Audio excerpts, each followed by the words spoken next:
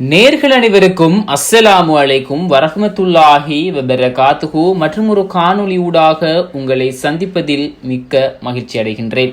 ஹஜ்ஜை நிறைவேற்றுவதற்காக பல நாடுகளிலிருந்து பல தொலை தூரங்களிலிருந்து ஹஜ்ஜை நிறைவேற்ற வேண்டும் என்ற நீயத்தோடு பல முஸ்லிம்கள் மக்காவுக்கு வருகை தந்தார்கள்.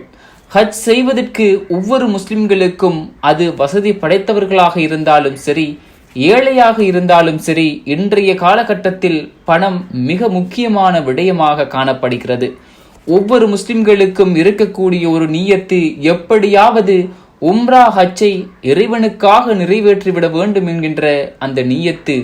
எல்லாம் வல்ல இறைவன் எல்லா முஸ்லிம்களுக்கும் இந்த பாக்கியத்தை அளிக்க வேண்டும். ஹஜ் செய்வதற்காக 63 வயது உடைய சகோதரி செய்த தியாகம் கண்களில் கண்ணீர் வரவழைக்கிறது. சுபஹானல்லாஹ்.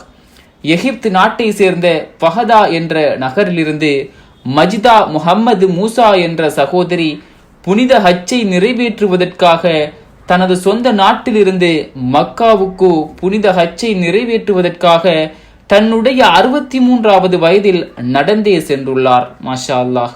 அவருடைய கையில் ஒரே ஒரு பைதான். அவ்வளவு தூரம் இறைவனுக்காக நடந்தே வந்துள்ளார். அவரை பேட்டி எடுத்த போது அவர் கூறுகிறார், தன்னுடைய கணவர் 2010ஆம் ஆண்டு இறந்து விட்டார்.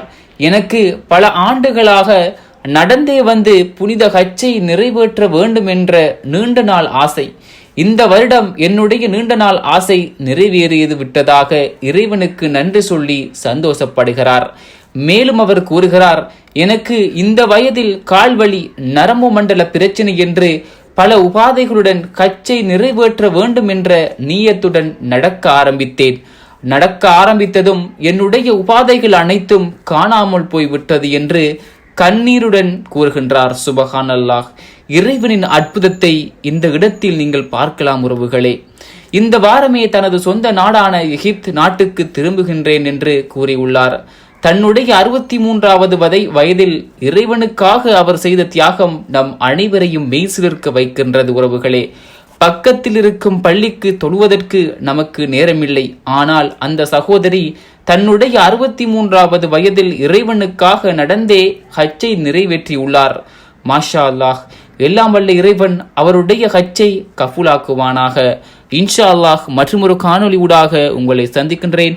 அஸ்ஸலாமு அலைக்கும் வரஹ்மத்துல்லாஹி வபரகாத்துஹு.